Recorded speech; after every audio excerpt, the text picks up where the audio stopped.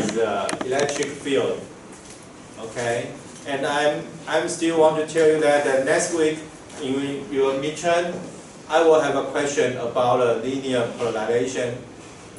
Okay, yeah, they will show next week, and you should understand, apply all the theories. Okay. So for the linear polarization, this is a linear polarization, one of that. But maybe I will change x, y, z. I will change parameters. All of you should understand what does that mean.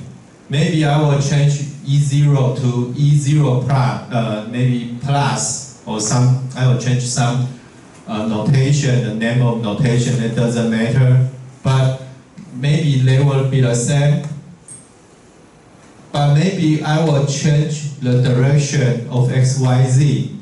If I change, this is a wave, an E field propagating in the positive z direction, and this E field has a component in y direction, okay?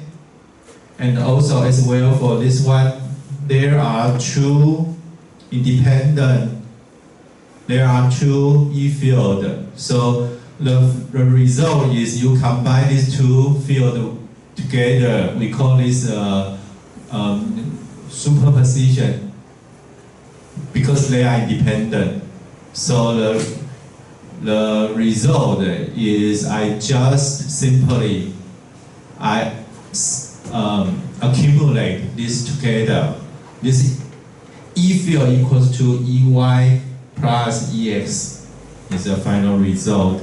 And also the H field will be a result of these two fields, okay? Because they are independent, so we can do this kind of calculation. We call this superposition. We call this superposition. Okay? If you have any question about maybe English you don't understand, raise your hand. I will slow down and explain again. Okay? Okay. So for the linear polarization, we explained last week. The summation of the final E field will become, as what I just said,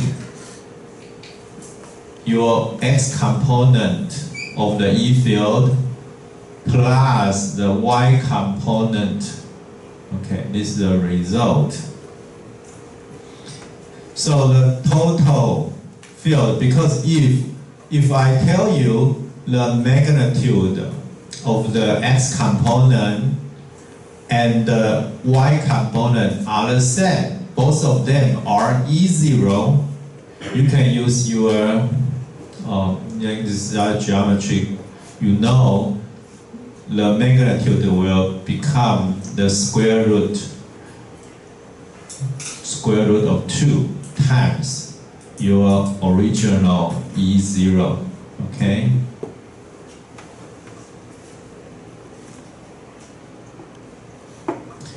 And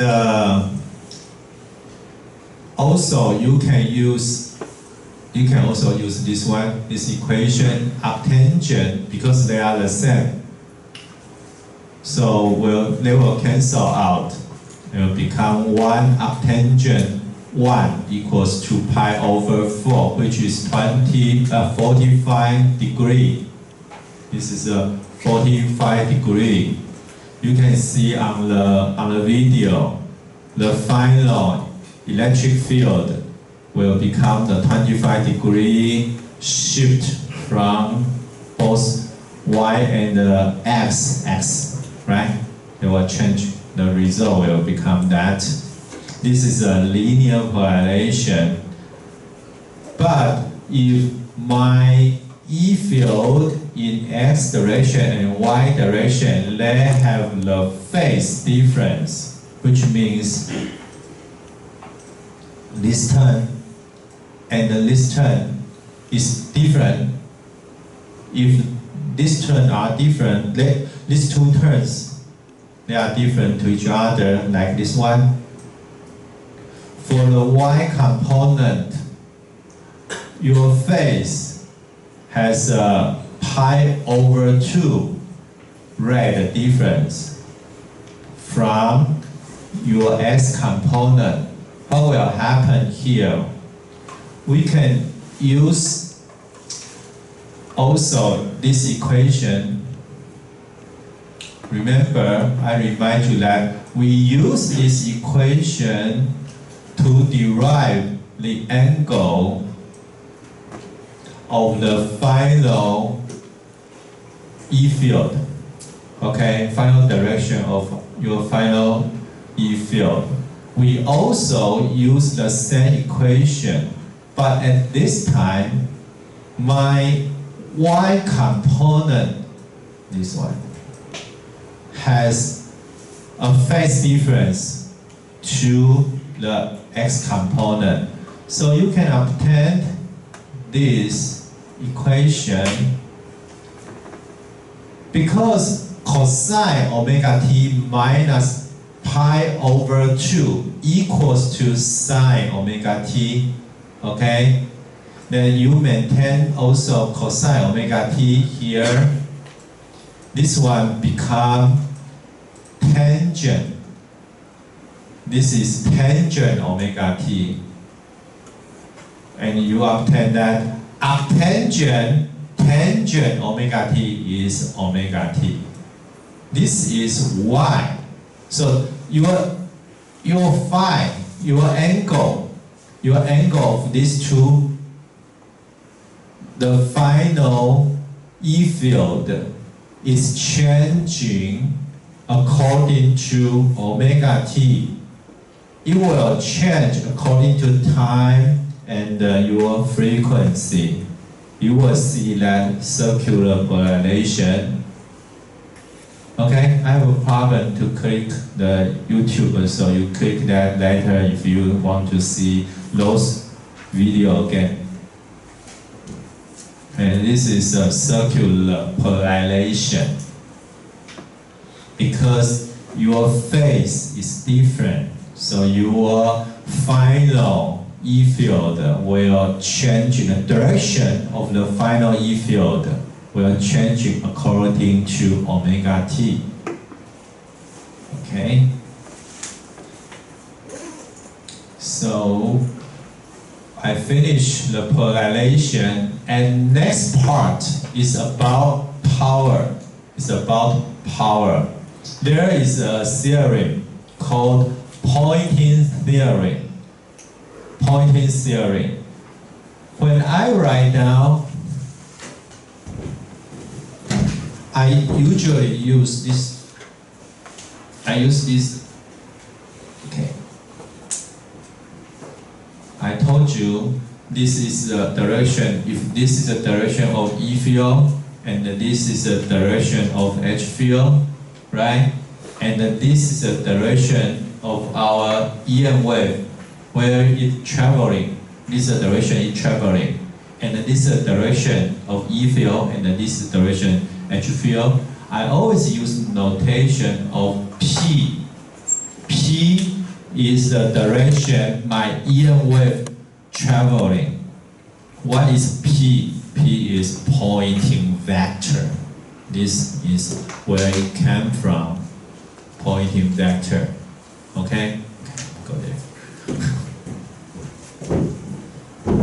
So Poynting vector is about the energy and the power. I will do this very quick, but this is important but difficult to use to show in the midterm. But you just listen to a story. Okay, this is important. How to derive Poynting theory? I show you the result first. This is the result. Poynting theory is about a power delivered theory.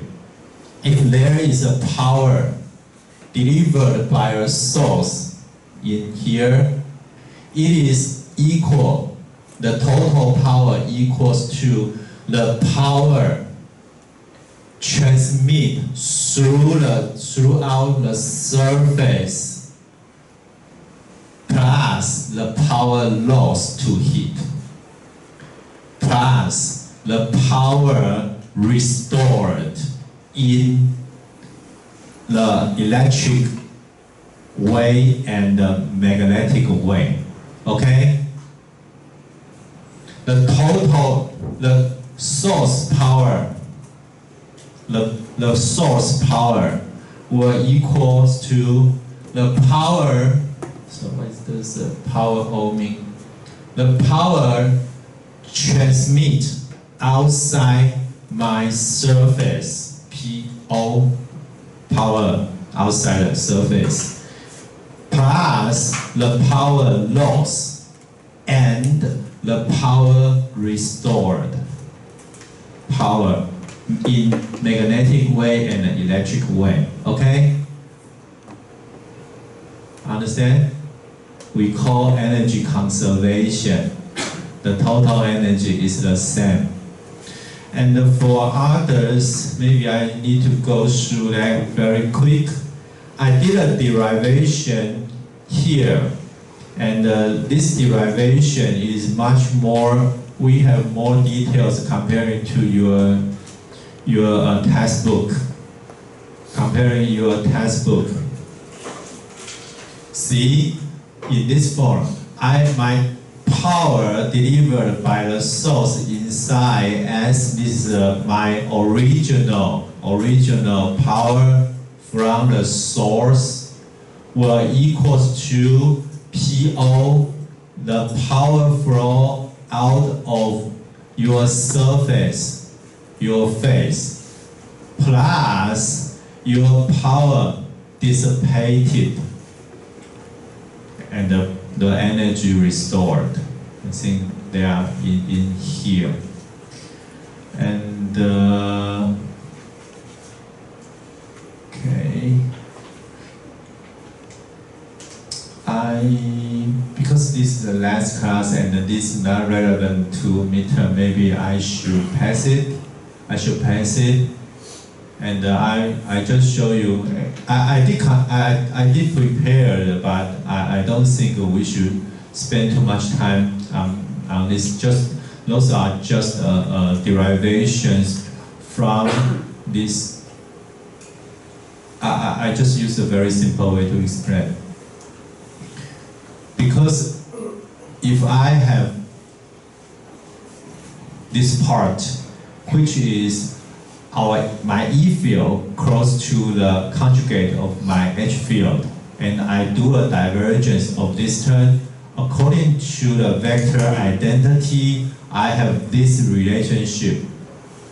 Okay? Then I separate these two terms, part A and the part B. I calculate part A and part B individually from here. So part A can be derived to this term. I can obtain this one from part A according to, simply I just use the Maxwell equation. And I use Maxwell equation for part B. I can also have this term. One thing you need to be careful is here my J equals to JS plus Rho E, because I have two different explanations about my J, my current density. Okay, I separate my J to these two parts. So my Maxwell equation, the second Maxwell equation, can become this one. So my part B can derive to this term. Okay, I can obtain the part A and the part B here. They are in different forms. So finally, I integrate over the volume for both of the left side and the right side of this equation. I use the volume integration to both the left part and the right part, and I can finally obtain this equation. That's it. I can finally obtain this equation. And this equation can explain what I'm trying to tell you, that PS equals to PO plus PL plus 2J omega multiply Wm minus We. Those are energy restored in magnetic way and the electric way. Okay. So what is the important thing here? Okay. First, this equation tells us energy conservation at the beginning. And what is PS? PS is at the beginning, we use this one, right? And we define the Poynting vector as equals to E vector E cross vector H conjugate. This is one of the important things I'm going to tell you. I will use different color. Okay, this is a very famous about Poynting, about EM field related to energy, and this is the Poynting vector. Okay, so E cross H conjugate. This is the direction of power transmitting. So that's why I always write down this one. So now, okay, I just write down conclusion. Okay, P equals to E cross H conjugate. That's it. And this is where the energy transmit. But your E field is in this direction, your H field is in this direction. They are different. Okay? I think for most of you, maybe this is your first time to study the electromagnetic field. So I think you need to focus on the most important thing, like the directions about it traveling. And like this one, this is also an important one, the Poynting vector. This is where it comes from. But as you know, as you can see, it is a little bit, I will not say that it is difficult. I just said it is complex. You need a lot of patience like me to derive all the details carefully. Okay, that's it. That's okay for the Poynting theory. I think that's enough for all of you to understand. And I will pass the details. Okay, you can. Actually, I did all the details, but I don't think you should do that. We should do that in this class. Okay, now it's we will have one question next week for the midterm midterm exam about this one, this part. This is important, of the important part. I think it's probably 20% or more than 20% about that to understand. To understand this question, you need to be very clear about what I told you from the beginning of this class until now, okay? Everything is important, okay? So, okay, now it's a question. This is for our midterm. If I have a field, electric field, propagating in the direction of Z, okay, I always use Z, but in test I will change the direction. So you should know how to change, okay? Don't just copy it. You will not get a score because you don't understand. So if our E field is propagating in the Z direction, actually you can think the E field like this. And this is P. you should think the E field like, maybe I will look at like this one, and this is my E field, and the wave is propagating in this direction, but your E field is in X direction, and the wave propagating in Z direction. Okay? This is EI. Also EI. X means the direction of E field. I means the incident, the incident E field. Okay? Input. Okay, also say input the E field, EI. When there is an E field traveling and how do I say that? Touch and or how to say that in English? Coincident. How to say that? There's an E field. Quan side. Huh? Quan side. Quan side? Yeah. Like. Bumped. How to say that? How to say that in a common word? In Chinese, I will say, 我有一个电场，它本来在Z 方向这样动，它撞到了一面墙 ，so I perpendicularly bumped. Is that okay for you? Okay. I touched. Okay, touched, bumped.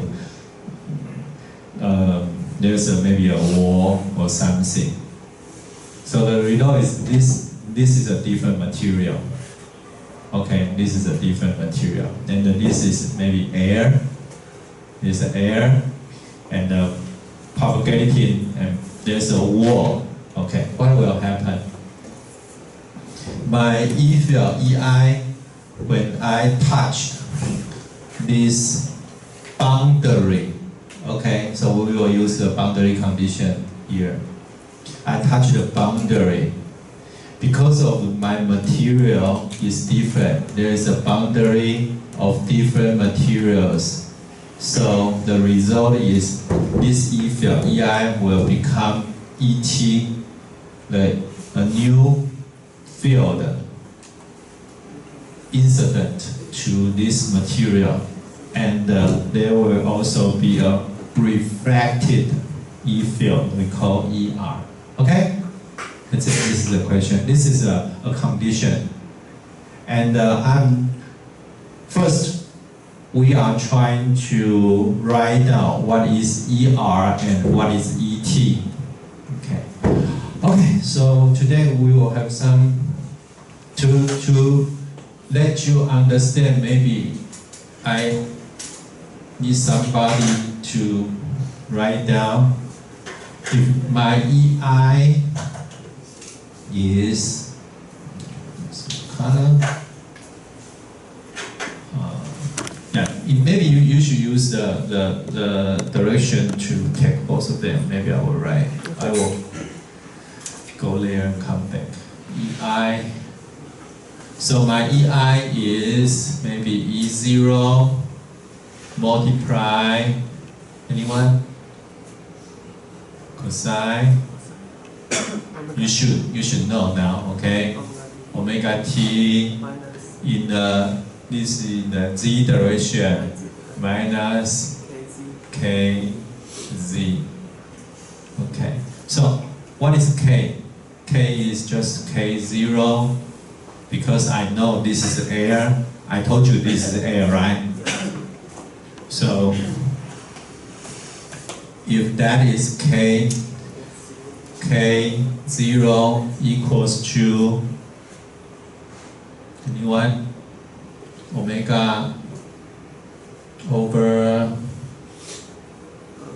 Vp equals to omega. You guys like mu 0 epsilon 0, right?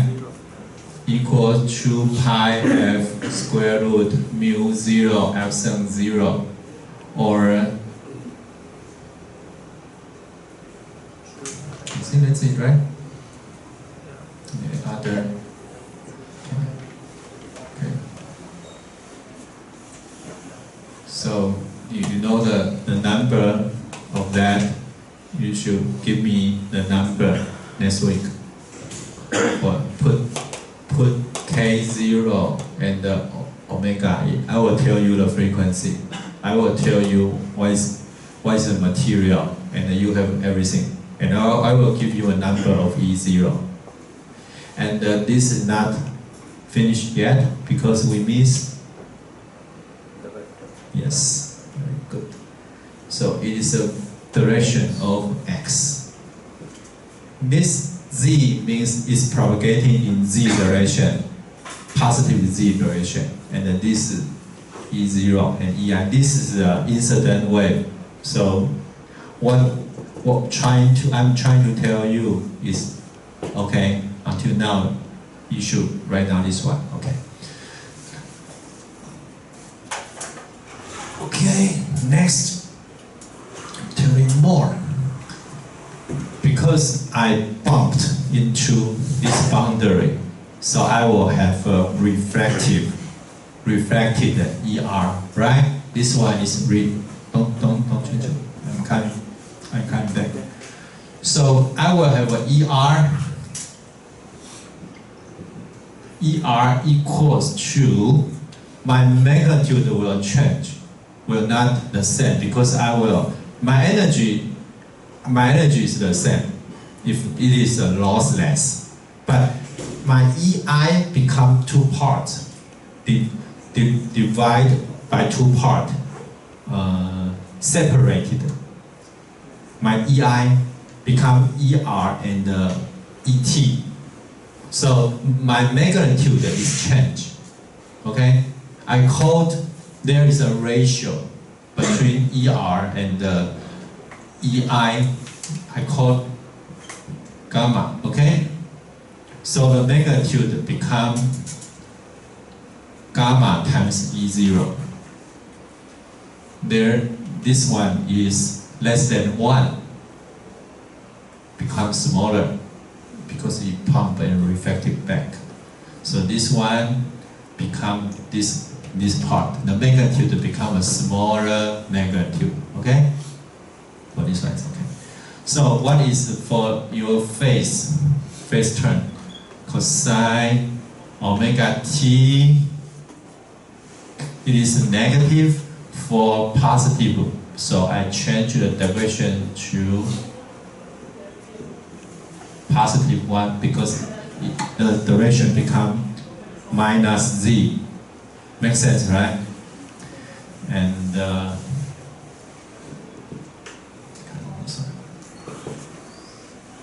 okay, for this turn, okay. Any question about that? I think it's clear, right? Okay. How about your ET? We do the same thing here.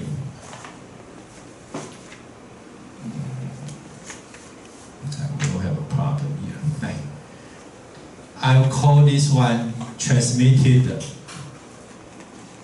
coefficient T E0. Okay. Cosine omega t the same minus k z. And now my k is different because I have different material. Make sense, huh? Okay, also. Okay, and then don't forget the unit. History. Okay. What happened if my material is lossy? You can see the conductivity here. This is lossless. In the air is lossless, but this is the material. If there is a material, how to explain what happened here? It's very difficult to to explain this one, if you insist to write down use the cosine, right? Use cosine is very difficult, right? Maybe you can change that to the exponential form.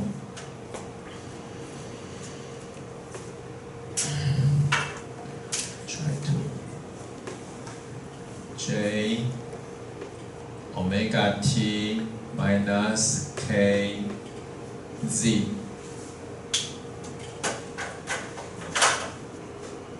And if I want to, I just move omega t outside. I see, maybe I can set up omega t equal to 0. So I can write down minus k 0 z. Okay, does that make sense to all of you? Okay, use my phasor form. And for this one will become exponential positive jk0z. Or maybe you can write down an exponential j omega t later to think about the time. Okay, and for this term, if this is low C, what will we do for the low C one? We will just directly use the exponential, would be an easy way, about the minus gamma, it's not R, gamma Z.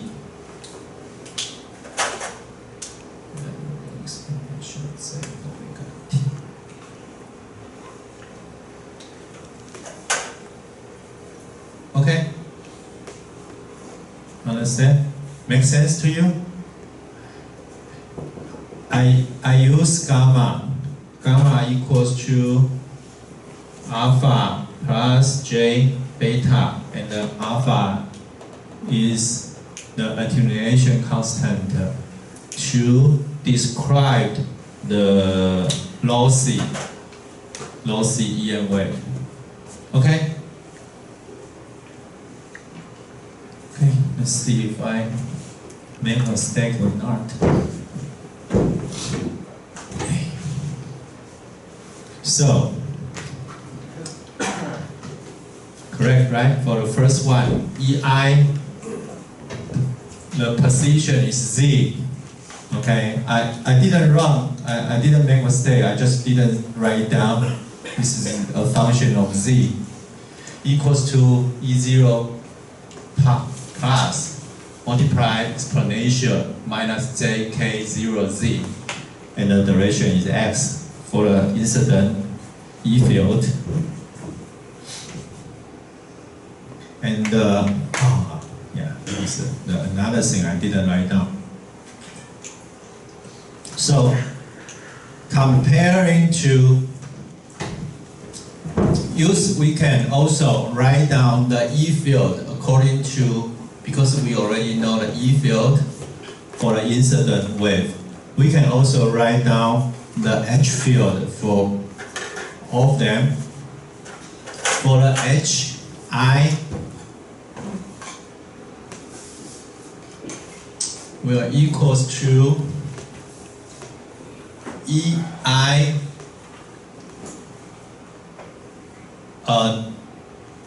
maybe I should not use this way. The direction is different. The direction is different. You can use your hand is X and now going to Z. So your H incident wave is going to Y. Yes. So it's E0, and there will be a eta 0 because this is air, right? This is a impedance between E and H, and everything just copy. Potential minus k z. And I realized I didn't write down the time, so maybe I just left layer and this Y here. Okay, so just leave it. It's okay. We consider only no time. And this incident means I just maybe use t equals 0. So if I want to see the time, I will just put explanation JMIT later. So this is HI, and also for HR will equals to totally the same thing. E refracted E0 and divide by this one, and the direction of this one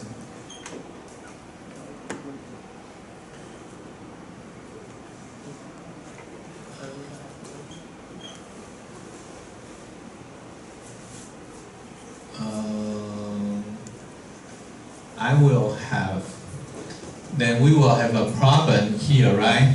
So what is the direction of HR? Use your right hand.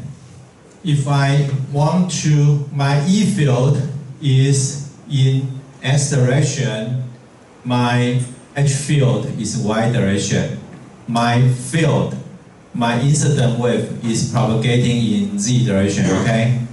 But now, my refracted wave is leaving the boundary in this direction.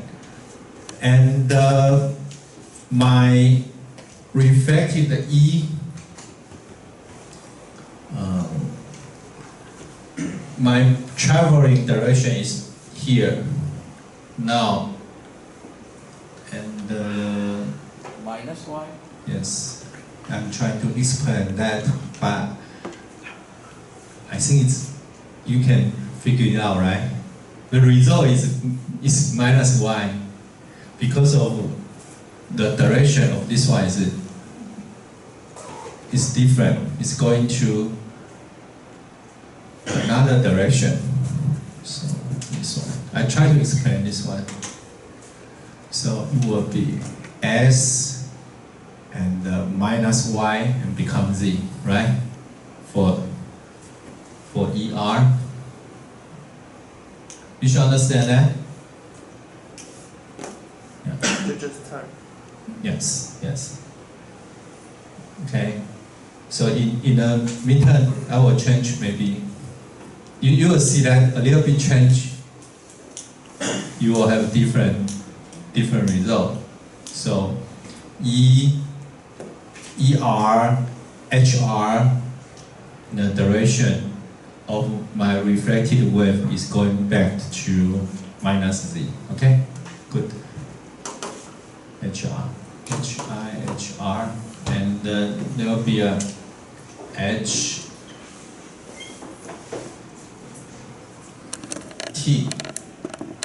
HT will equal to the direction is the same, but the first problem here is your wave impedance is not the eta 0 now. For the HT, now you are in this material, okay? This material, you have different epsilon, different mu, and also you have a conductivity, sigma. So for the eta here, this is important. Many students make mistake here. Okay, this is different. Also, the difference is the minus gamma Z, and the direction also is Y. Okay? So now we have the incident E field, H field, and the reflected E field and H field, and the transmitted E field and the H field. Okay, let's check.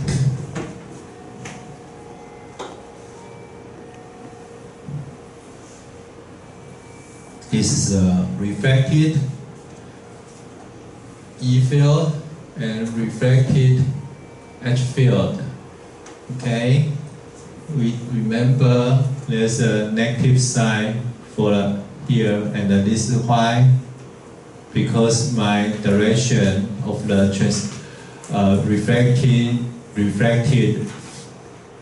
refracted direction is minus z now.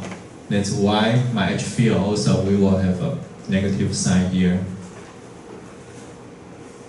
And maintain everything the same here. Also, this is a part of transmitted. Okay, I will stop here and make you to carefully read the details. It looks okay, but you need to put the numbers inside next week.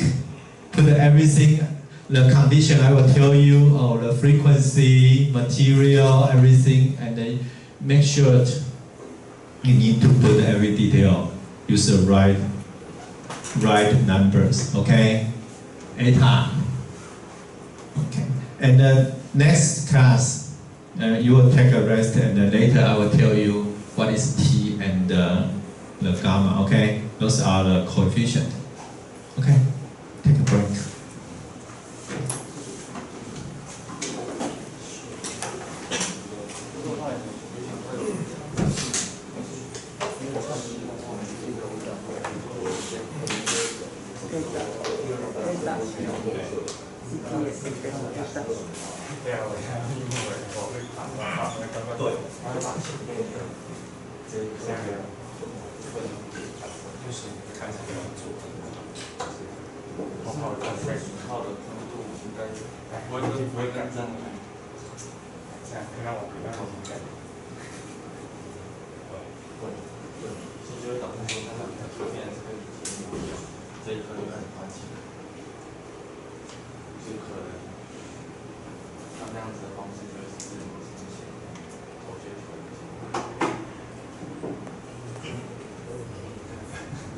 所以要你们试看看。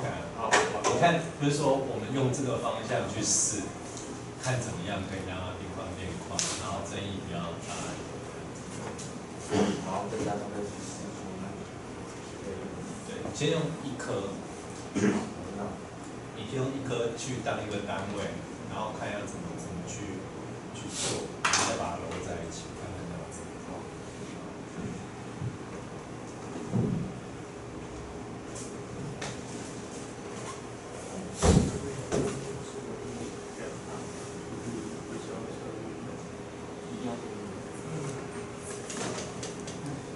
对，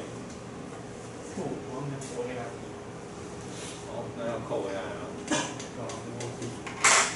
没有啊，欧米伽 T 不一定要写，因为它常常不写，课本上常常不写。我们是照课本。你这听得懂啊？啊 ？H 不太懂。方向，反正就是 E close H 是 P 嘛。那我今天我的 P 的方向是相反，我的 H 也要相反才记。因为我 E 的都 P 就是 Pulsing vector 的方向啊，就是能量传输的。那现在这三个方向互相垂直。就转一圈啊，用这里啊，把它转过来。你可能把它想太复杂了。那 P 的方向是什么 ？P 的方向就是 Pulsing vector， 就刚才都在解释。反正它就是三个方向 ，H 方向。跟 E 方向跟 P 方向三个方向，那真正传的方向是 P 方向，但是你都会以为电场方向就是不是，它动的方向跟它的方向不一样，这个是很容易搞错的。像每次都是一组的，这三个都是同时出现，电场跟磁场都会同时出现，它能量传播是跟它们垂直。啊？为什么呢 ？X 这个是一开始题目考试可能我会把这个改掉。就是 X cross pointing vector 是等于 E cross H conjugate， 对不对？所以 E cross H 就是 P 嘛， P 就是它移动，就是那个 z 的方向。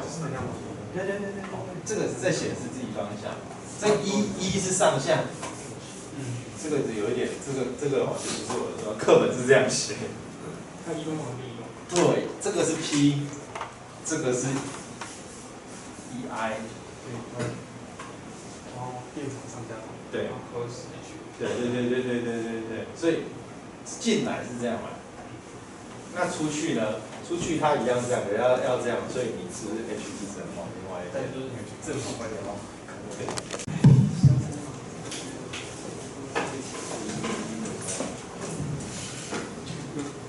So to explain this normal incident question, I have a wave propagating in the direction normally, 垂直的对这个 boundary to this boundary normally incident to a boundary. The question I'm talking about, what is refracted and transmitted plane wave. Okay. Plane wave, remember, this is a very simple form of the wave, plane wave. Okay. I have an incident E field equals to this because of the wave impedance eta 0. Wave impedance of the air is eta 0, so my HI equals to this one. Everything is the same except the magnitude is small, is a little bit changed, and the direction is different from X to Y. Yeah, it's the E field, and H field. E field is in X and H field is in Y. Okay. And also, the reflected E field will become, there's a ratio. This is one important thing here. And remain everything the same except my E field. My propagating direction is going backward to minus this direction. So this is also important. This is important. The gamma important. Okay. And HR, reflected H field, will equals to the same magnitude as the reflected E field divided by eta 0. There's a ratio from E and H. Okay. In the direction, there's a negative sign because of my P, direction of P is negative. So, the same. Okay.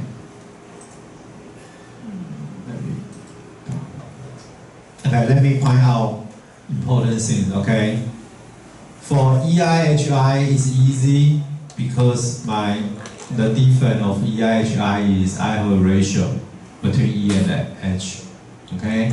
But for ER and HR, you need to consider about the direction. Now is positive Z. This is a positive ZKZ means it's going to the negative Z direction. Okay? And also the H will go to the negative direction. So those are, and also here. Those are the reason why you cannot get a full point next week. Okay, when you write down, maybe you will forget this one, forget this one, maybe forget about your vector. It's different. Okay. Okay, don't forget. You should understand everything, every details. I'm talking about the rules. This is for R, and for T, For a t, first of all, is k, right?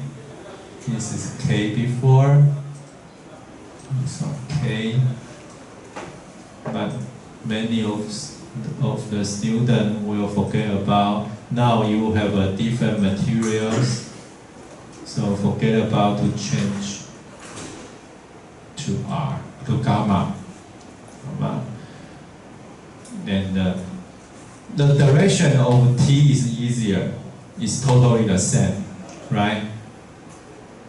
The direction of EI and the ET, the same. The direction of HI and HT are the same. But the thing is the material is different. So K and then gamma.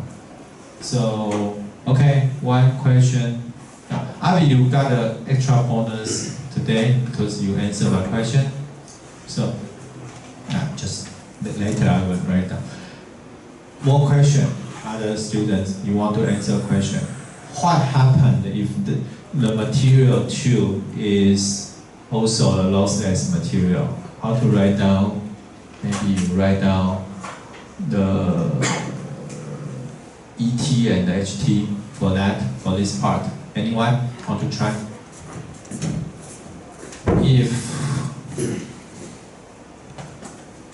Yeah, you just tell me what you need. ET and HT. If this is a case of the lossy case, right? Write down for ET and HT. Anyone? If you understand, if this is a lossless case, because this is, I remember this is a question for next week. I use a lossless case. Write down. Anyone? Try? Jump to N, you want to try? No? Okay. No matter you want to try or not, you will do this question next week. Write down. Maybe you start from ET. From here. This is easier. First, write down. If that is a lossless material. This is more difficult because it is lossy, right? More complex. You use the gamma to represent it is a lossy. But write down. This is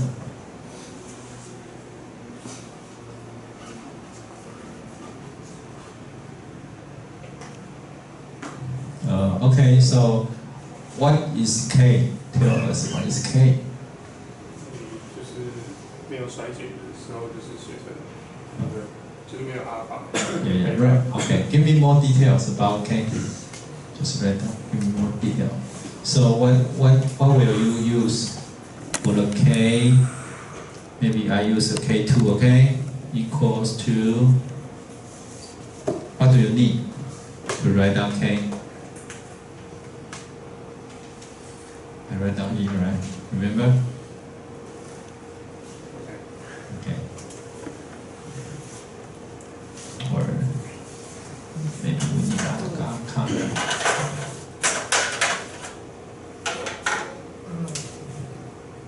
Okay. K2 equals to. Remember this is a quiz 2 weeks ago, right? 3 weeks ago. Remember? Write down K. This is why I tell you need to understand every details to do what we are doing today, to understand our class today. K2 equals to, okay? Anyone help? Okay. You can still get point. Let's the right answer. 2 pi.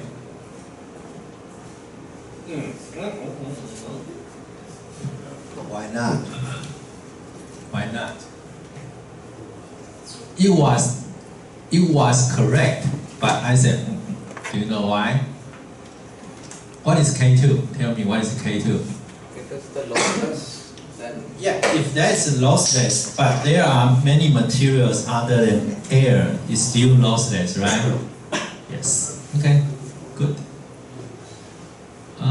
Yeah, okay. Yeah. Yes. Yes. Yeah, it's correct. You guys understand? You use different mu and epsilon other than mu 0, epsilon 0. And this is other parameters. Okay? But this is also lossless. Okay, good. Yeah, you're very good. So you guys understand now.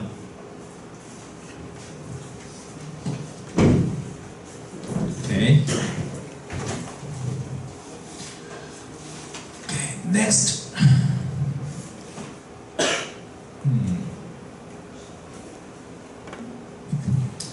Next, we are trying to use an equation to tell us about there's another one. It's another one. Do you want to try? Yes.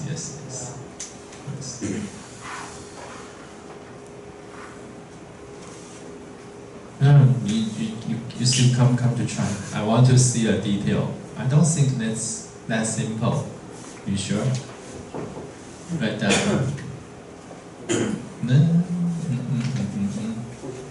Okay, you write down and I will ask question.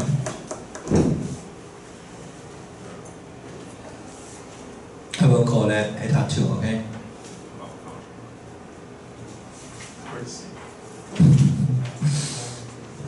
Is that hard? Got it. Okay.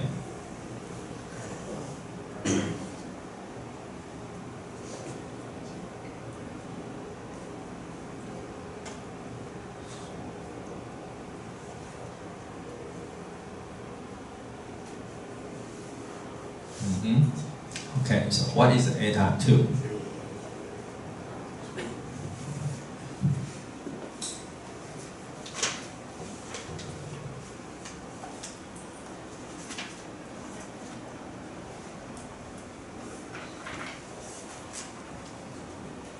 If K2 equals to this one, what is eta 2?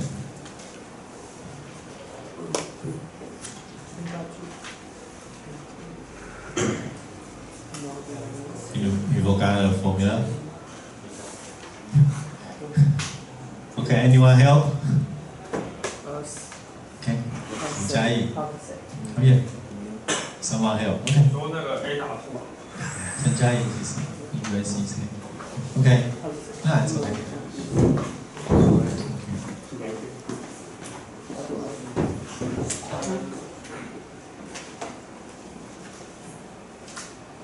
Yeah, very good.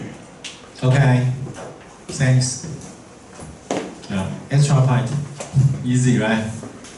So next week, don't forget, okay? Don't mix up.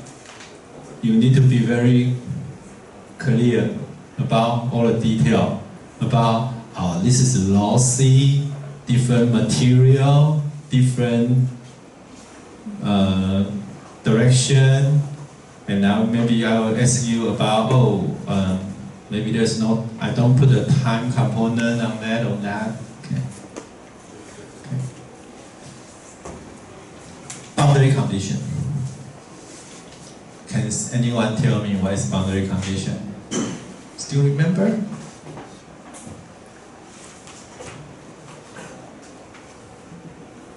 There are four questions. The result of boundary conditions. We can use them now.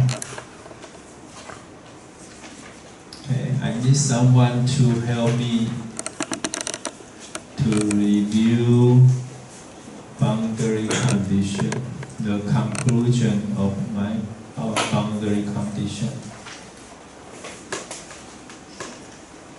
This is the page. Conclusion. Anyone?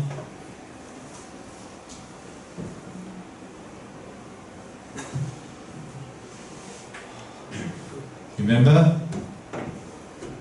No?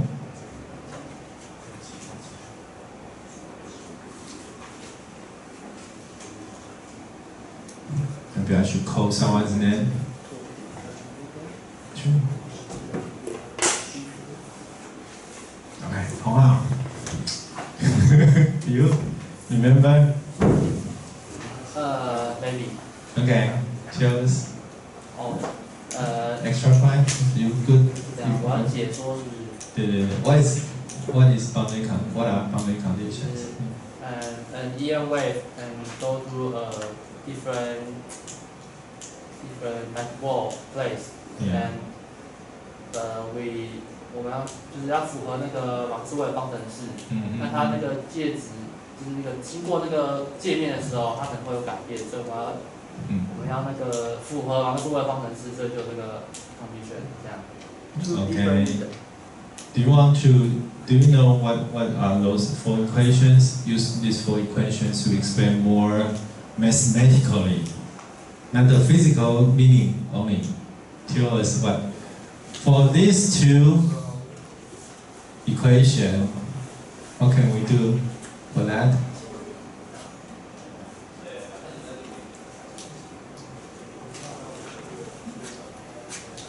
Yeah, your physical meaning is okay. Then that's boundary line, yes. But how to apply a boundary condition? About these two, no? 好。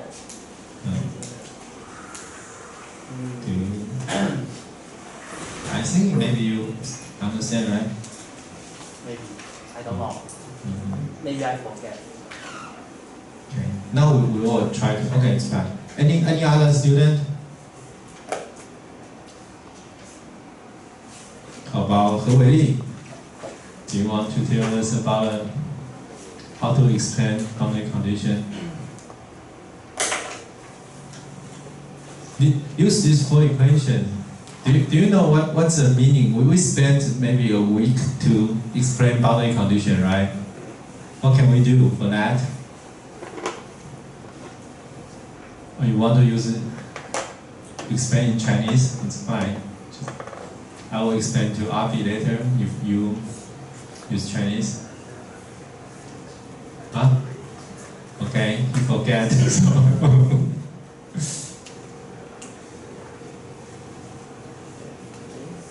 Cai Jinjie, do you want to explain? No? You miss the class?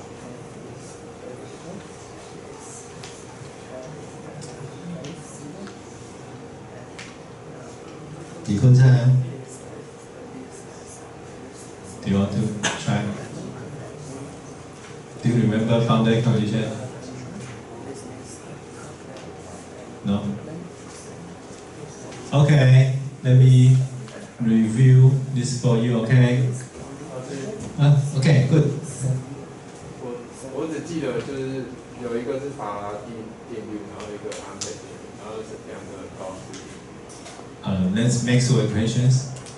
I mean boundary conditions. Too many theories, right? In this class, too many fundamental theories. Those four equations are Maxwell equations. Those are the most important four equations. We derive everything. And now we need to use a boundary condition. The boundary condition is, okay, it's fine. It's fine. We derive boundary condition. First of all, we explain Maxwell equations. The equations you mentioned. There's four equations about in your quiz. There are Faraday's law, Ampere's law, and Gauss's law. Okay? Four Maxwell equations. Almost every time we use these four equations to explain something or derive something from these four equations. Okay? We start from here. Use these four equations first.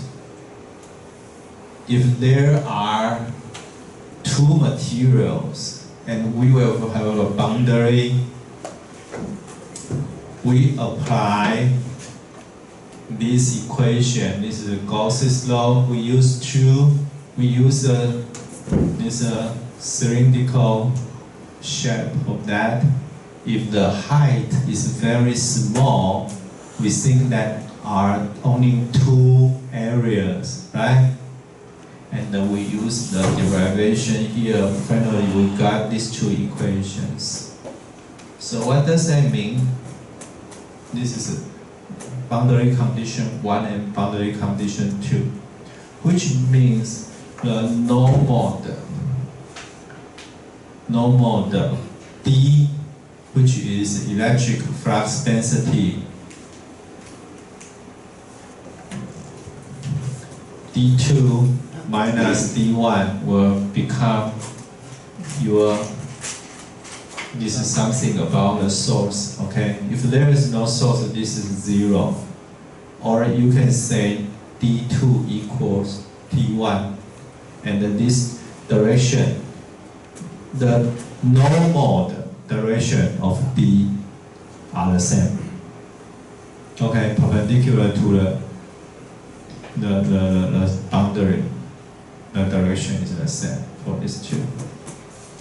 And another, I think I will remind you your memory, right?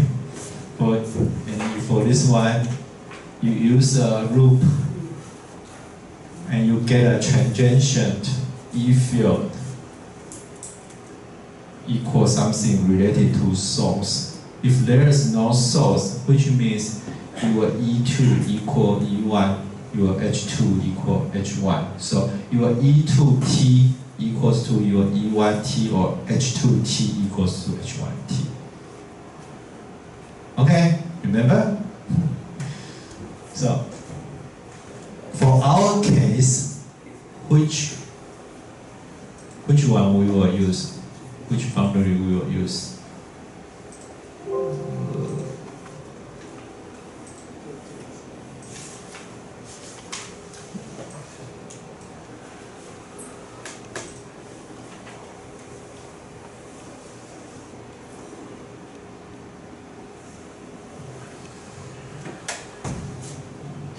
We have a boundary.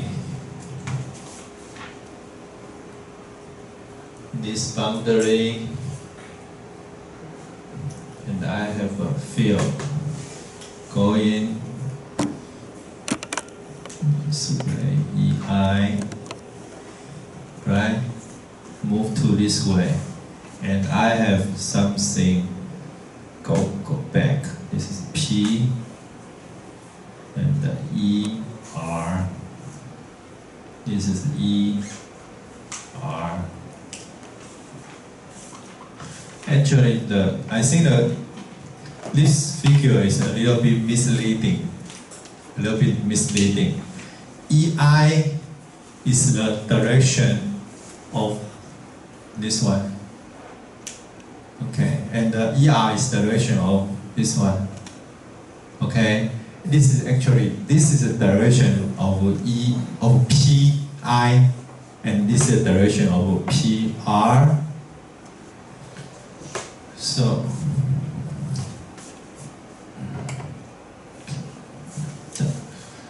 I have reflected PR, and I have reflected ER. And for this one, I have a transmitted, and then if this is the boundary, ET and the PT. Okay.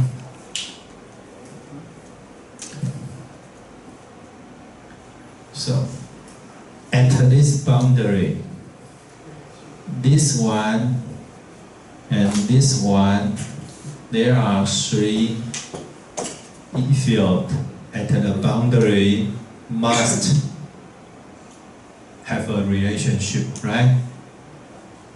Okay?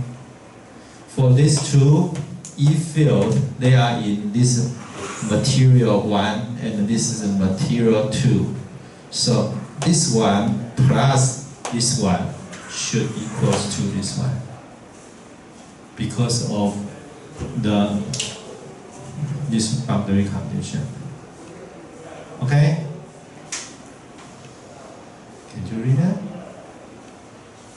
This is a transient E field and also a transient H field.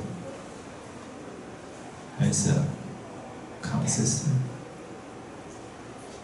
Okay. You guys understand? We have EI, ER, ET, right? So this one plus this one should equals to this one. Also, this one plus this one equals to this one. Because of your boundary condition. Okay?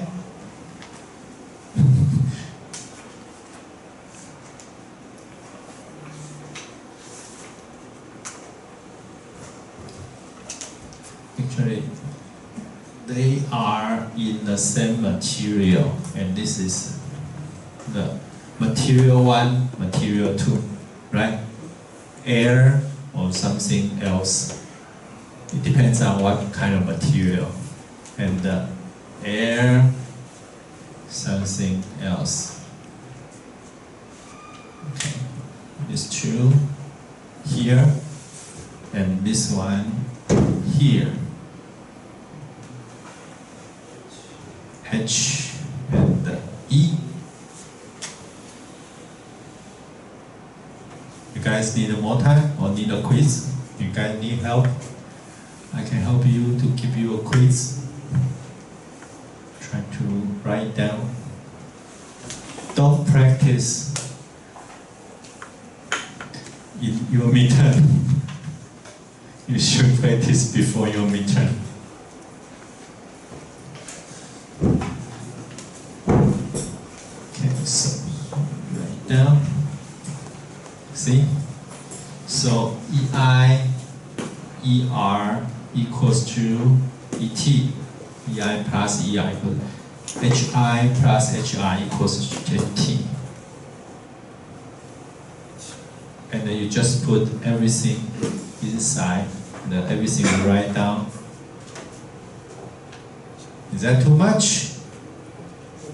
Is that too much for you guys? Okay, if you think that's too much, try to think next part is about I was trying to use the direction is different, it's not an incident. Okay, we will think about that later. This is the last difficult question. This is easy, okay? Because it's a normal incident. We will think about the oblique incident later. This will show in your midterm as well. So that one is simple, but you should understand the simple one first. Okay.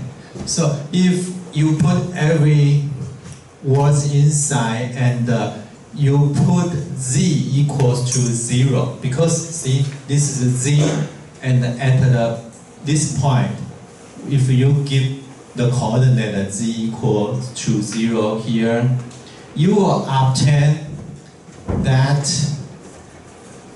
this is 0, right? This is 0, and this is 1, and this is 1, and this is 1, because z 0, z 0, z 0, z equals to 0, okay?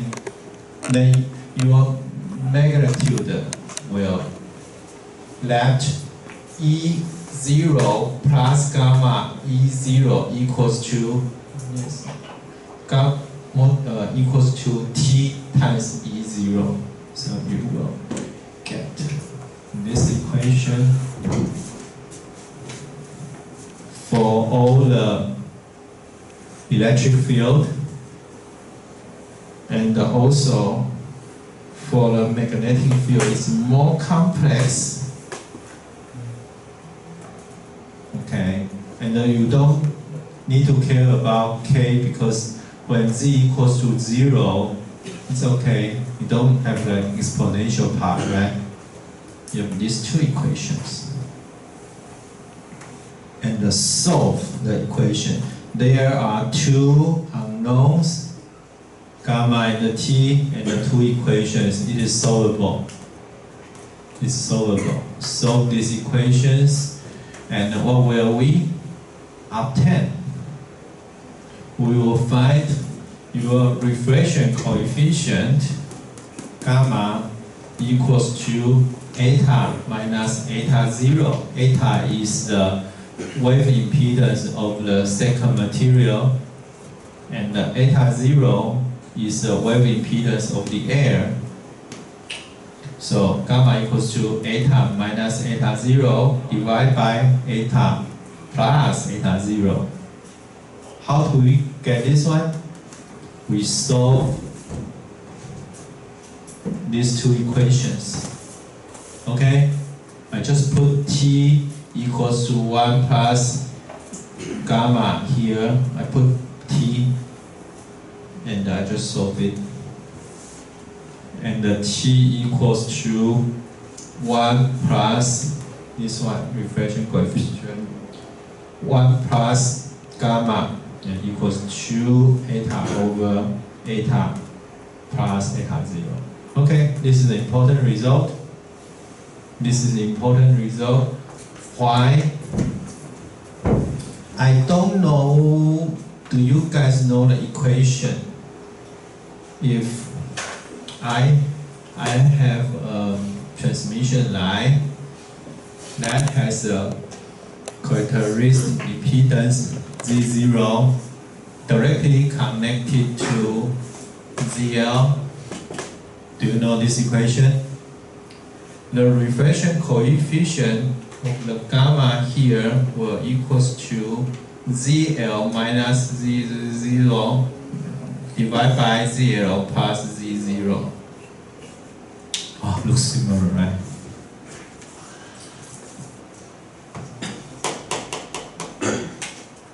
ZL minus this is a character ZL is load impedance, right? And then Z0 is the characteristic impedance of the transmission line. And the reflection coefficient gamma, also maybe you read that like a S11. You know there's a S11. They are the same thing.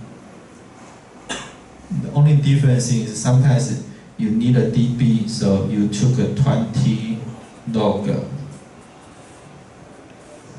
Took this one, and your unit has a dB. Okay, this is S11. You have you can, if you have a simulator, maybe ADS, you connect your ideal transmission line with maybe 15 ohm, transmission line 15 ohm, and you have a load, you say 100 ohm, you will check your S11 will become 15 over, will become 1/3 because of this equation. It's 0.33. Okay, and that is very similar to this form. You have different materials, your reflection coefficient, and the T is S21, very similar to the S21. If there is no loss, maybe we will see that later. Okay, for the normal incident part. So if you still are confused, maybe you can try the example.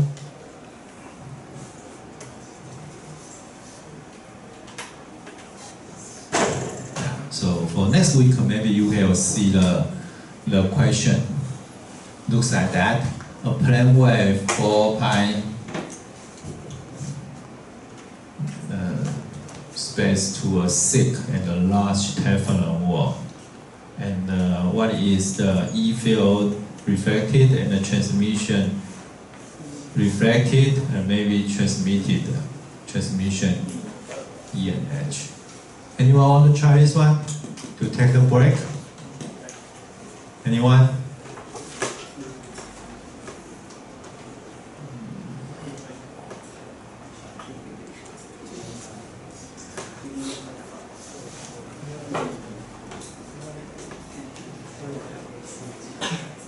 This is a plane wave of the E field. I need to tell you this is E field at the beginning. Okay, first question. Maybe I will ask you, what is the frequency about this field?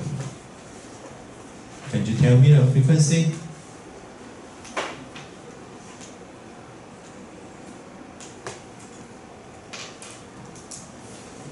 What is the frequency of this E field? Or maybe I'll ask you next week in the midterm. F equals to anyone? For this question, what is the frequency?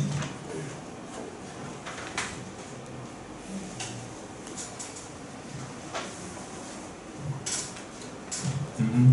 3.344 hertz. How to?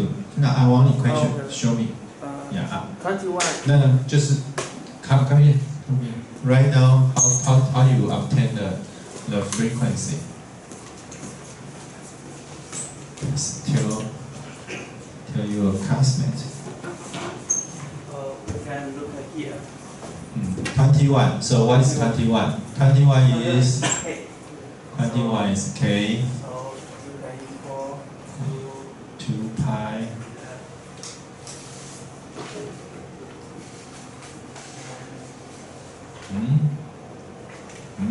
Why K equals to 2 pi F? Why?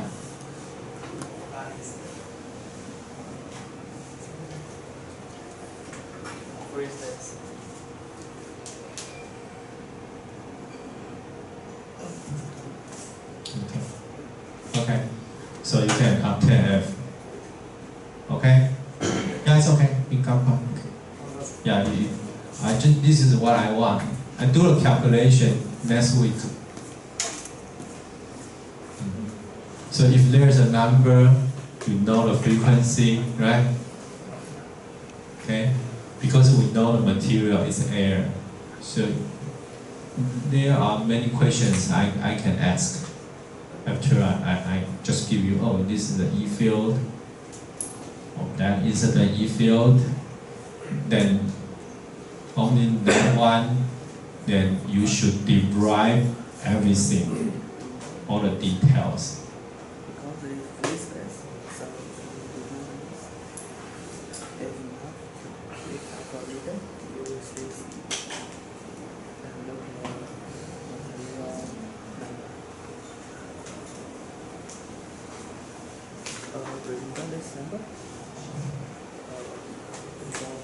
So, for the same question, I might ask you about, I will give you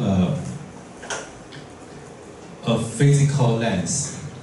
Maybe I told you like 1 centimeter.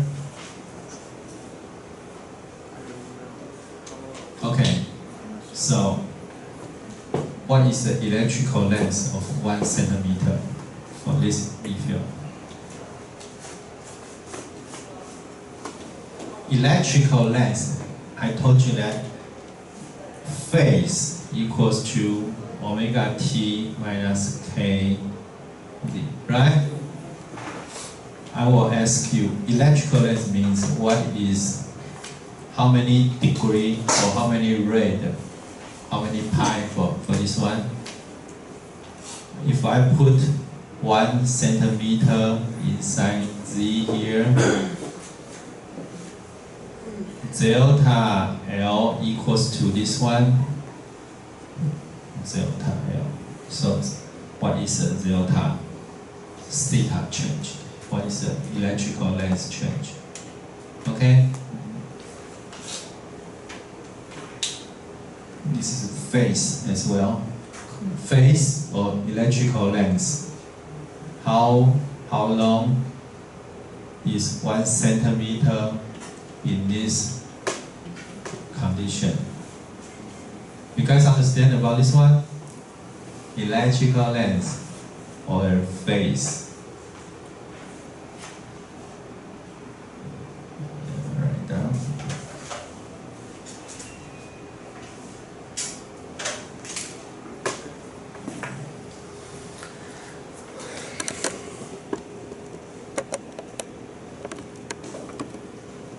What is it? Phase. Phase is the number I use in cosine theta equals to cosine omega t minus kz or positive kz. This one. Because of the omega t, sometimes we neglect, we don't think about the time.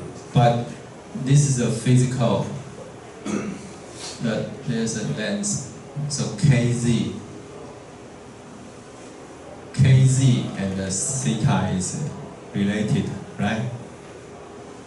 So 1 centimeter, 2 centimeter, how many rad? The rad, because is maybe pi or 2 pi, or maybe the unit of the theta is rad. Okay. I just tell you about what I will ask next week in the midterm. So those are questions. Okay. So this is one of the form question. I have a wave normally incident from free space to a thick, large Teflon. Do you guys need a dictionary if I use for English midterm exam? I have a question. Okay. So that phase is equal 21 times 57.3. What is that? 21 times 57.3. What is the answer you're trying to get? Because it's Electrical length? ID to change. Right. Or you don't need to change. Oh, we don't need to change that. Oh, you don't know the relations? Oh, you need to multiply That or grade ID. pi. No. That is red already. Okay. You don't need to. K, the unit of kz. You put a number k, you put a number z, the unit is red already. Okay? So And if you want to use 1 centimeter, please change back to millimeter, okay? Don't directly use 1. We have a quiz and some of you mix up the unit, right? This is all of what we use here, we use the SI unit. Everything you need to change to meter, okay? K or you will use only meter, okay? And if there is a hertz, you write down 10 to the power 9, okay? Be careful to use the SI unit. All right? Okay. So maybe you need to understand what is this question and change to the picture and use the equation to write down. And also after that, maybe we'll have a different question about what happens if there is a wave incident from a Teflon wall to air. It's possible that your wave comes from another side, right? From Teflon to air. Okay, yes, maybe another question. And sometimes I want you to draw the vectors to show me the pointing vector, the direction of x, y, z, to let me know that you understand for the E field, H field, and the P. Okay, this is exercise. You can read. Okay. So the last part of this is oblique incident. Oblique incident. Okay. This is normal incident, either from air to material or material to air. The normal incident means your direction, your traveling direction P is traveling coincidentally, bumping into the surface in this way, right?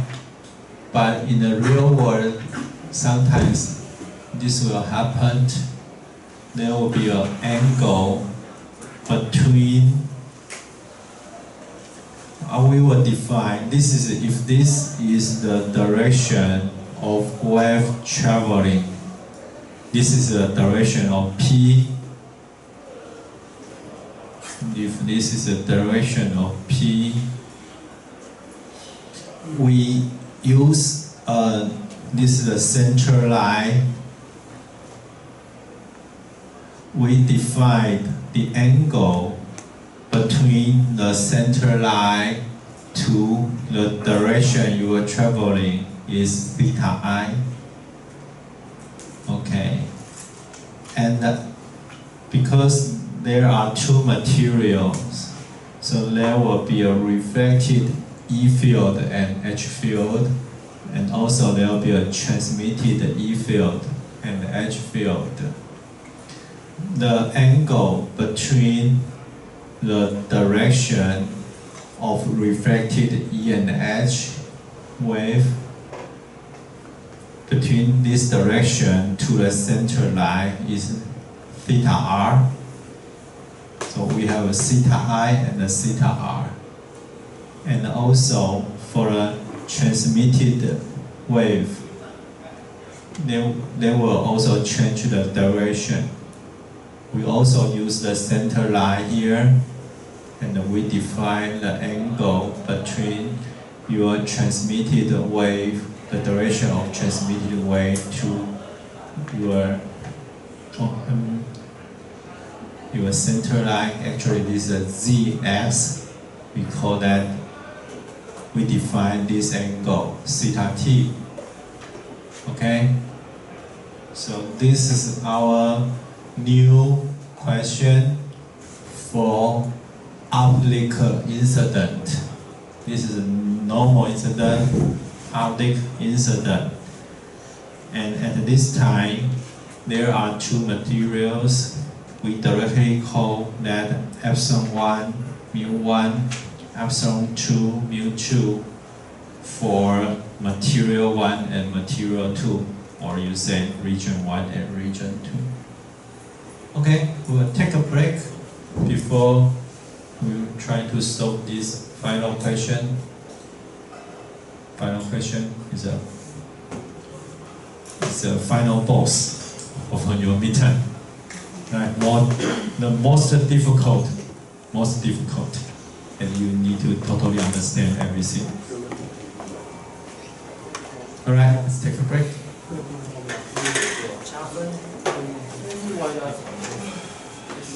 对，你今天的那个钥匙啊，就是会跟他我实际上我1公分在这个坡，它是它的微积分叫做 electrical 度或者多少 rate 多少进度量。哦，打度量跟进度量，我就看再乘，你算完那个就是进度量。不，我是说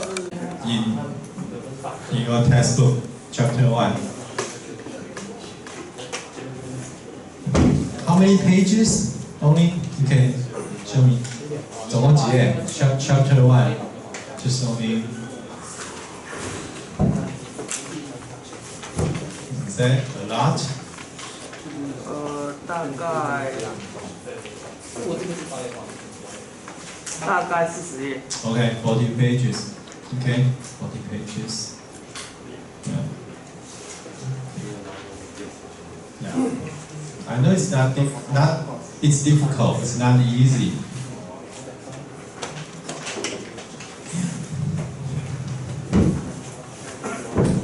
Chapter 1 is very important, fundamental, basic theories. If you understand this one, it's helpful for you to design your circuit. It's very important. It's very fundamental, important. You need a base. Okay.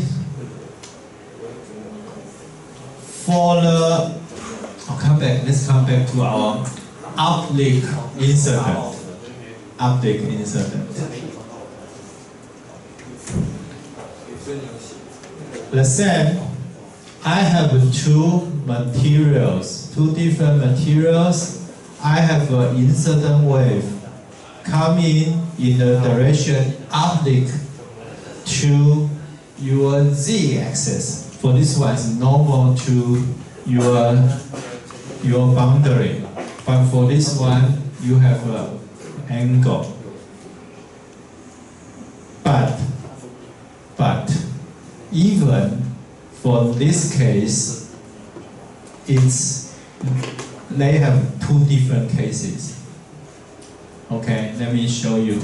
For this one, it's okay because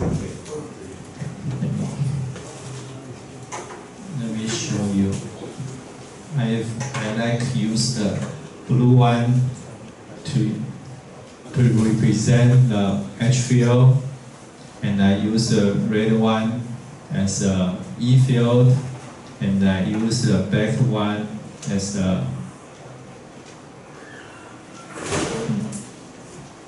P direction. Okay. For this one, the question we already derived here. The E field is here, and the H field, and this is your incident wave, right? Incident wave. E, H, and Z, EHP. Okay. EI going to this direction, and for a transmitted E field is the same. The direction maintaining the same. Okay. But for a refracted wave, your EI, if this EI is the same, if we define our ER is the same as EI, but my propagating direction is to Z.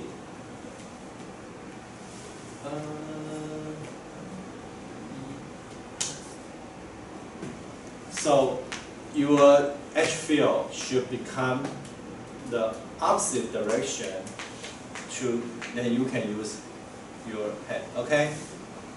Okay, for this, we already explained this one. So your ER, okay?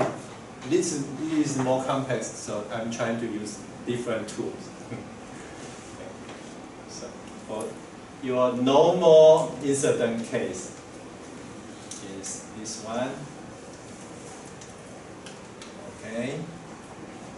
So for scientists, we think about all the possibilities. If this is a normal incident, if I change this one, every answer will be very similar. Even my incident wave, if my incident wave I change to, if I use EI is going to Y, my wave is traveling to Z, the same. My H, my H will change to negative X. Okay? If my EI is the positive Y direction, my H will become the negative X, okay? But your situation, the numbers you will use is totally the same, right? I just change the direction, okay? There's no problem. The problem is maybe you need to be careful about your exam. If I change to different, but normal incident, for the normal incident, your P is always going to the boundary, to this boundary, no matter what. There are only 4 cases. 1, 2, 3, 4, right? Only four possibilities of normal incident. If your E and H are, if both of them are on the X or Y axis. But think about that, maybe you can use like something like this one. Your E field and H field is a summation of 2 directions. It's okay. You just use different magnitude changer way. You can use the same equations for what we did last class 1 hour ago, okay? For this one, okay. Why I'm going to tell you that is because for this one, there are more possibilities.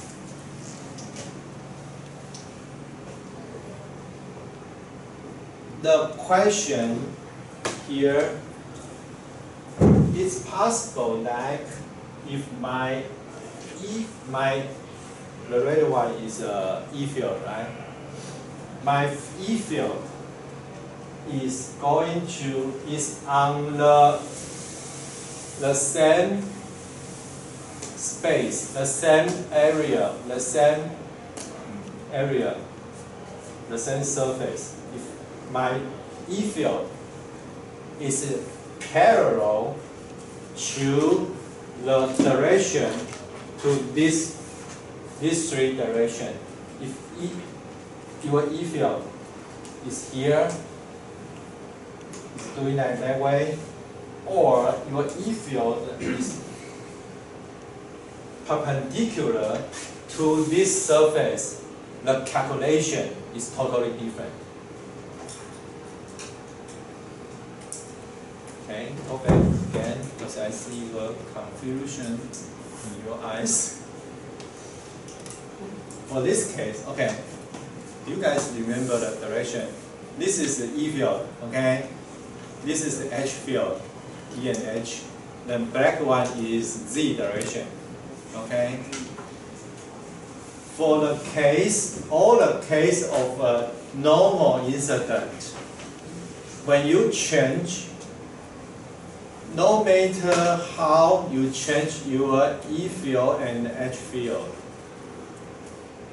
the P, direction of P is directly going to perpendicular to this boundary. Okay, no matter how you change it. So the calculation is the same. The only thing is you just change a little bit. You use the summation.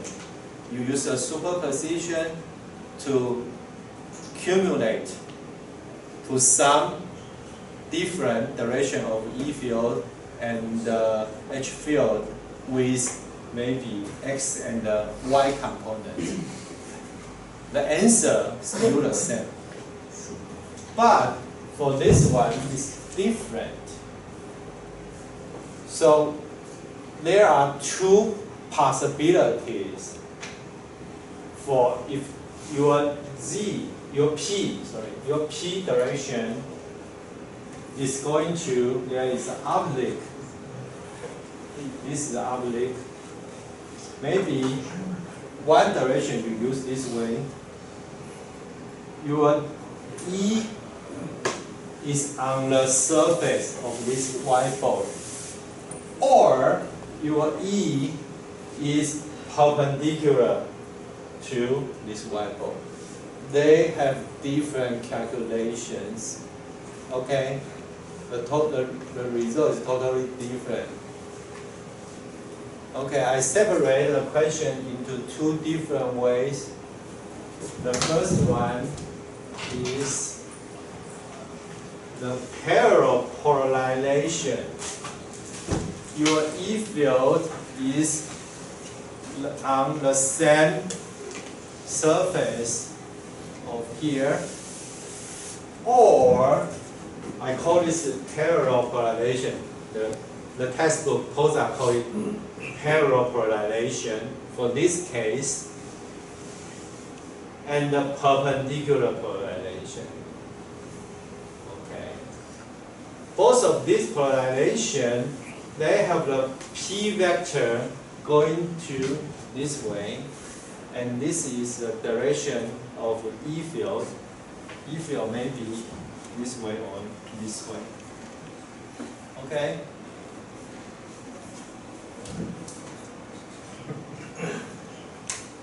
You guys follow? Yes? Okay. So for the optic incident parallel polarization, you can separate if your magnitude is also the same, it's also E0, because your E field has different component in X direction and also Z direction now. Okay? Because your E field is here, right? So you can separate this E field into two perpendicular. This, maybe I will call that a basic coordinate, X, Y, Z. I separated E0 to these two directions. So the two direction, we can use, how to say that, a triangular, 三角函数怎么讲 You know how to say that? Cosine and sine. Triangle. Abi, do you know how to say that in English? The trigonometric function. Yeah. Triangle. Sorry, can you tell me how to say that? The trigonometric. Oh yes, trigonometrics. Okay, okay. I use that because we, at the beginning, we defined as theta I already, right? And you use the basic, I'll call it geometric. Oh, I separate to E0 cosine theta I in X direction. And also, this one is a negative E0 sine theta I.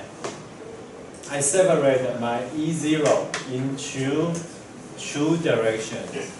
So my incident E field will become two components, which is S component and the Z component.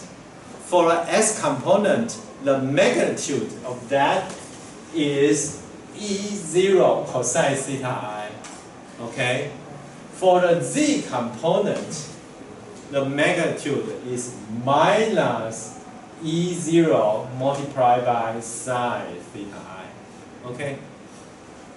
Understand? Just use that, separate. This one plus this one equals to my original E0 in the direction, in this direction. And the number, the magnitude of this number depends on theta I, right? If the theta I is changing. If theta I equals to 0, means E0 is a result, right? If theta I is 0, sine 0 is 0. We don't have this part. We don't have a Z component.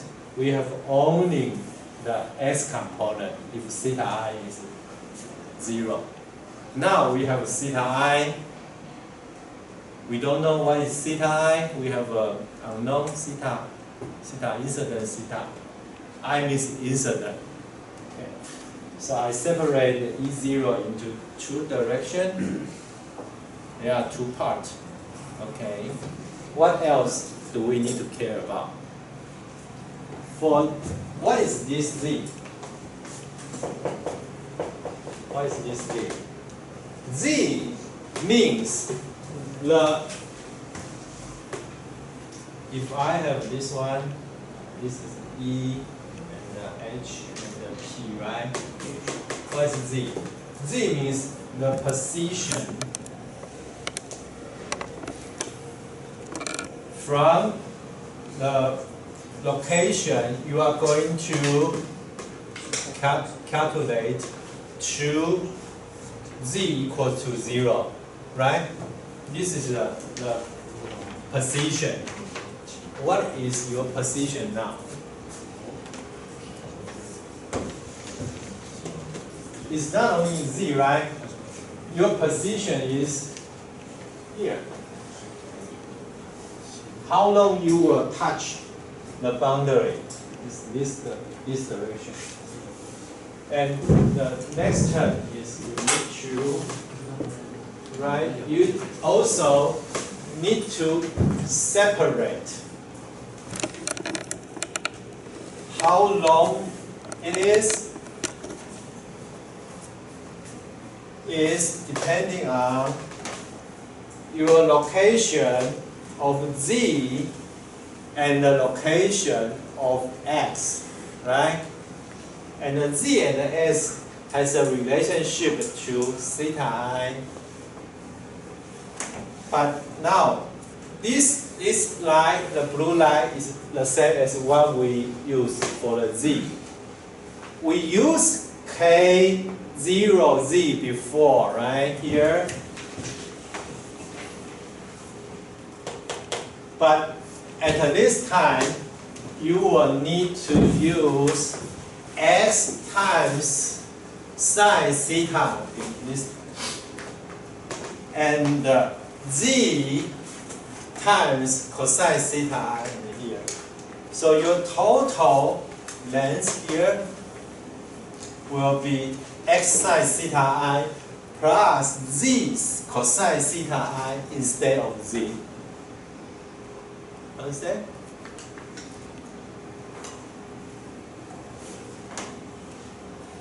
This is X and this is Z. And what is this? This is X sine theta I plus Z cosine theta I.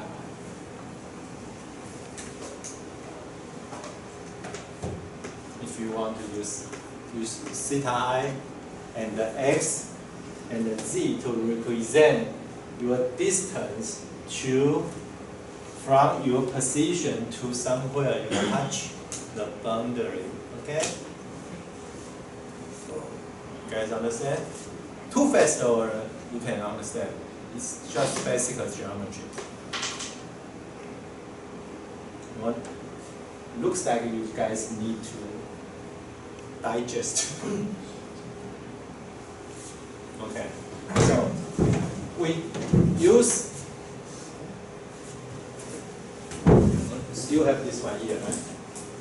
We will change this to the new form. We change this to a new form. We change this one, we change this one, and also K0. It's easy, just use K1. And then Z, we use this one. And then E0, we separate it into minus Z direction and X direction, right? We change this one and change this one. Think about this oblique parallel polarization. So my EI become this way. Midterm exam, guys. Midterm exam. You need to understand to use it. I will give you a number. So the magnitude is E0. but you need to separate that into the x direction and the minus z direction. Write down like this way. And your z become x sine theta I plus z cosine theta I. And now it is k1. Okay, understandable, right? For the EI. Okay. How about HI? The magnitude, the absolute value of the magnitude of EI is still E0. So you can still use E0 over eta 1 as the magnitude of HI. You don't need to separate H because H is in 1.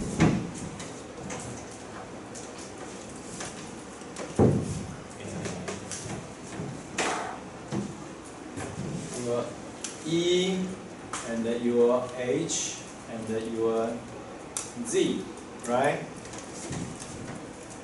Because your H is in the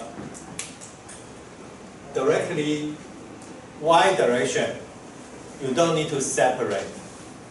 Only your E field, it is on the whiteboard surface. It's on this surface. You need to separate to X and Z. But for the blue one, for the edge, it's totally Y direction. So you don't need to change the direction, okay? But the location, the distance between your position to original point, this one is also changed to this. So for this part, you still need to change to the new direction separated by X and Z. For HI, okay, you can find an equation from your textbook.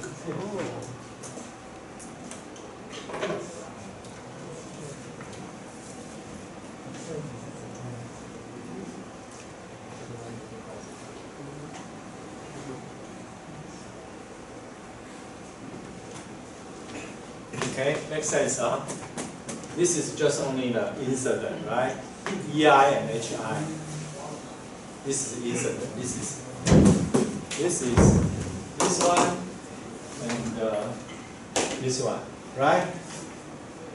Then next, we need ER, ET, and HR, HT as well for this oblique incident and the parallel correlation. So EI, HI,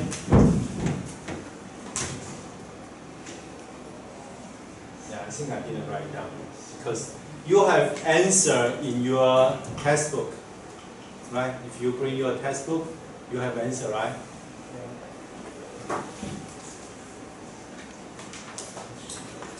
Then we do the same thing. We use the boundary condition to solve, to use the antenna equation, and you can solve. I didn't write down. You have an answer in your textbook. You will find that theta I equals to theta R, and K1 sin theta I equals to K2 sin theta T. Yeah, just write down result because it's too much. We just use the result. Okay, these two are Snell's law. Snell's law. These two equations, these two thetas are the same, and the theta I, the relationship between theta I and the theta T, depending on K1 and the K2. They are different materials. So the theta will be different for the incident and transmission. Transmitted theta will be different. Okay? This is important. This is important. This one is easy, then the same, but this one is different according to material. You have different materials, you have different transmission theta. Okay? And the gamma and the T become these two. You can derive if you want, but it's very time consuming, but you already have a result, right? They are results. I will give you numbers. You will give me a result. How to calculate that? How to calculate what is maybe I will ask you like, okay, let's try to image the question for next week for midterm. There are two materials. We have different K1 and K2, right? So then I will give you EI. Give me everything else. And show me. I give you theta I, incident theta, right? I want you to give me everything else. First of all, you need to calculate eta 1, eta 2, right? Then you have theta I, you calculate theta t. After you have theta I and the theta t, you will know the reflection coefficient and the transmission coefficient. After you know this one, these two, then you can give me all of the field. Right? You know what will happen next week? Okay? And you need to carefully write down the direction. For this case, the direction is complex, right? It's not only x, y, z. The E has a component of x and z. And the y, H has only component y, right? But how about the reflected and the transmitted part? Okay? And this is only for the parallel case, parallel polarization case. How about the perpendicular polarization case? If my E is here in this direction, and now the problem is H field. You need to separate your H field into X direction and the Z direction now, but your E direction is easy. Okay, your E field is easy now. Okay, I didn't write down because all of you, if you buy your textbook, you have answers. You have the equations, and it's not necessary to write down everything. They come from what I'm talking about.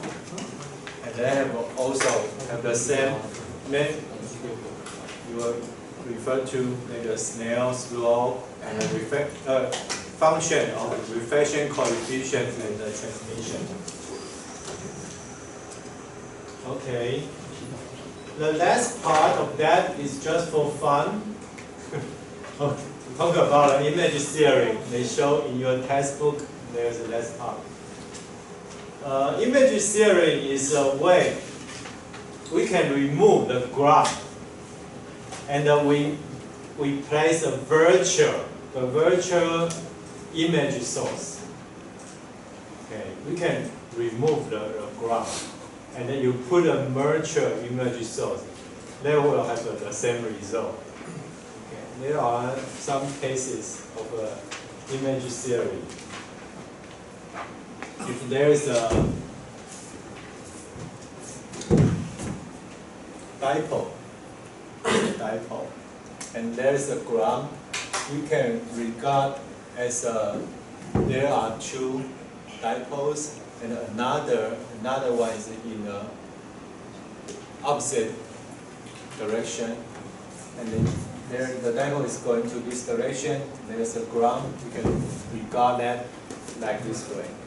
And this is how to say that? more, I forgot. Current dipole, and this is, I think, is a magnetic dipole, electric dipole and magnetic dipole. You can refer to your book. The most important thing is your, am I right?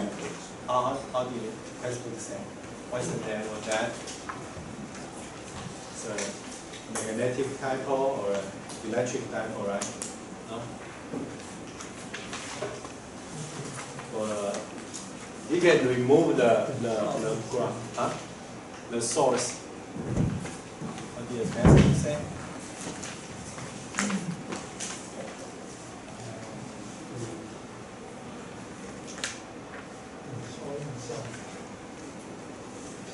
Magnetic current. Magnetic current. Okay. So there is an electric current and magnetic current, right? Okay. You can remove your ground. Yeah. This is a way we can simplify your question.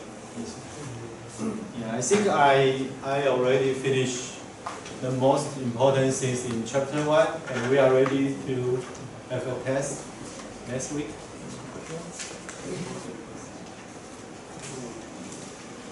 I have some time for you guys to.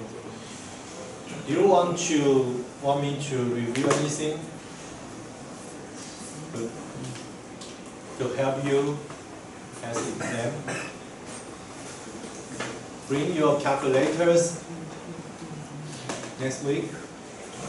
You can prepare every materials you have.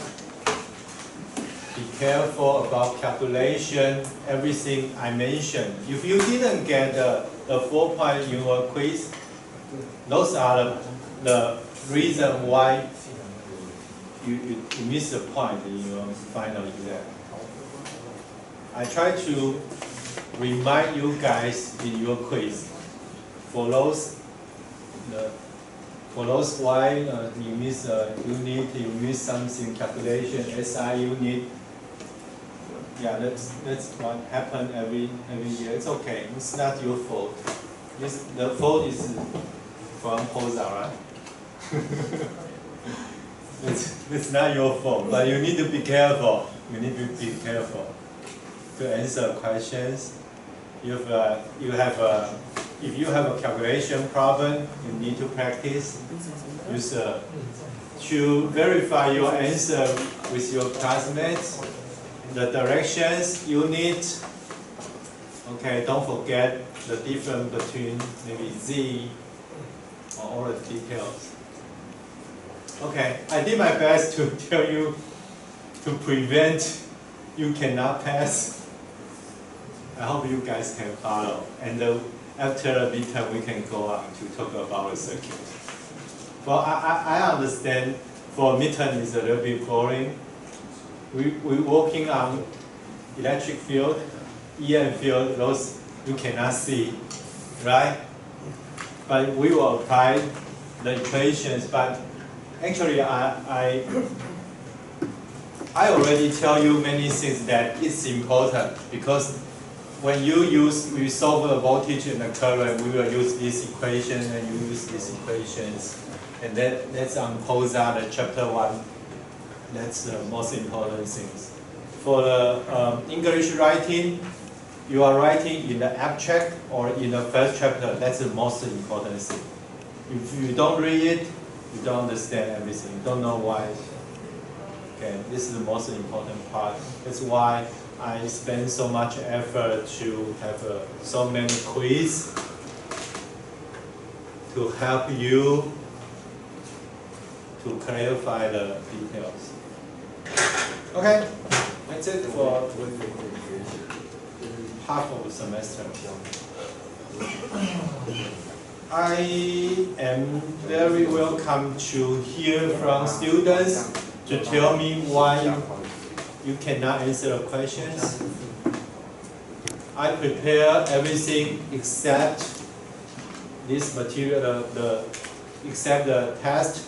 I prepare like everything about the fundamental theory to understand microwave engineering.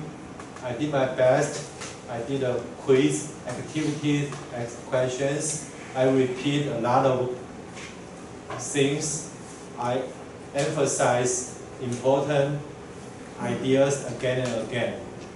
So if you still don't get it, you are very welcome to tell me why. Okay, tell me why, and maybe I can change the way to teach next year to help other students. Okay, that's it. Okay, for this class, so before me check. Okay? Are we okay? You still need to work. I don't know why you still cannot write correct. It looks you understand. Your how to say, interaction with me, and then you looks understand, but the answer is cannot.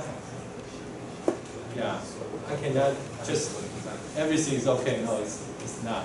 You need to give me the right, accurate answer for those I mentioned again and again. Okay, please. We will see that after you have final. And for other students, the same. 其他同学一样如果你的那个小考都答不对这堂课是今天这一周this week is more difficult than other week because it is the 这个是叫做以终为始。我做所有的事情都是为了讲今天这一周，所以会有很多考试是从这一周出来的。这样，你们听完知道为什么了吗？你们之前如果那个电厂职场怎么讲，那些细节都不知道，我这一周我没有办法讲。你这个考试我没有办法考，你就是那所有的细节不管你的 magnitude， 你的大小，你的向量，你的什么细节 omega tk 什么，你只要有一个东西错了，你答案就是错的嘛。所有的细节都是要对，所有小考都是在帮助你。对今天的这一周，这大概有2题到3题，那这个占了应该有60分了。就考，期中考前就考这个。那你如果还是不懂的原因，我拜托你跟我说，我还有哪边做不好，我哪边讲不清楚，太快还是什么的。你们为什么还会有错？我已经用尽我所有的方法了，小考也讲了，考什么都讲了，那还是有错。你跟我说为什么它是很难，所以要花那么多东西，我没有错啦。但是我有一个理想，就是我想把每个人都教会，这样。那你们都让我觉得你们都很认真啦，因为大部分人应该都至少听懂60%以上了，大部分人都没有在。都偶尔睡一下有啦，我看到了，但是你大部分都应该是眼神是有在跟上，那这就是我要的嘛。对，方向会搞错，那是很重要，你们要去厘清一下，方向容易搞错，没错。好，那我们就下课了，好不好？今天就这样。那你 come to me if you have question。